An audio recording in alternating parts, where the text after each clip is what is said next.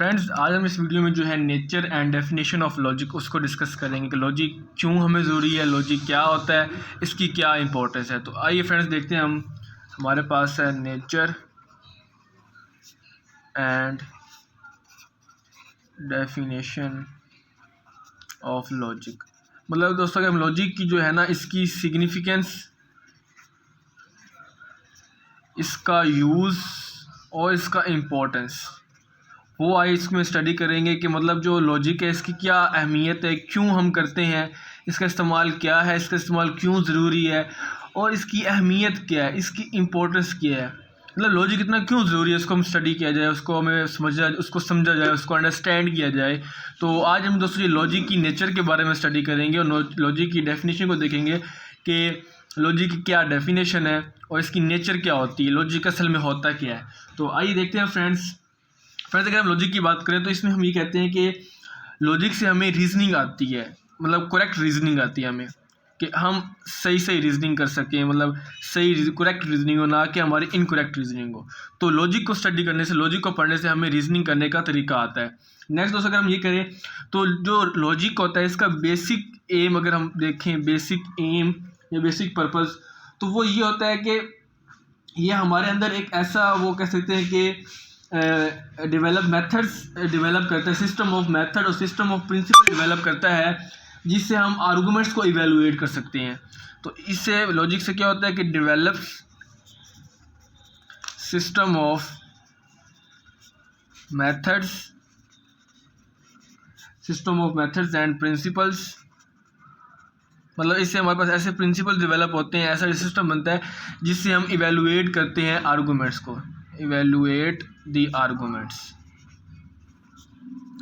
को इवेलुएट कर पाते हैं कि आर्गूमेंट ठीक है, ये सही है, ये गलत है। तो हम कह सकते हैं कि जो लॉजिक है हमारे पास, ये एक फ़िलासफ़ी की ऐसी ब्रांच है जिसमें हम ऐसे स्टैंडर्ड्स सेट करते हैं, ऐसे हमारे पास स्टैंडर्ड्स प्रिंसिपल्स होते हैं जिससे हम ये डिटरमाइन करते हैं कि आया हमारा जो आर्गूमेंट है वैलिड है कि इनवैलिड है, ट्रूथ है या नहीं है। तो हम कह सकते हैं logic is a branch of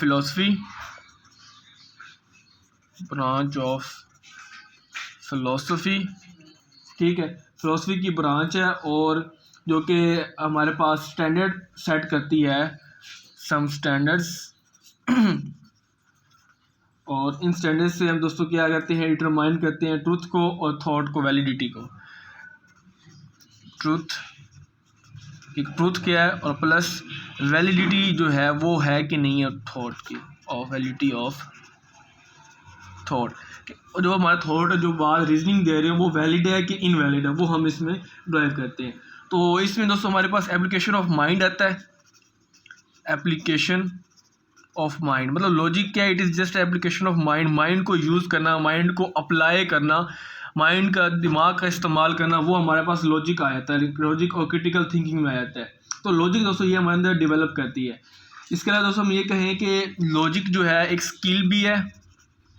logic is a skill and art, मतलब आर्ट भी है और इसके अलावा साइंस भी है।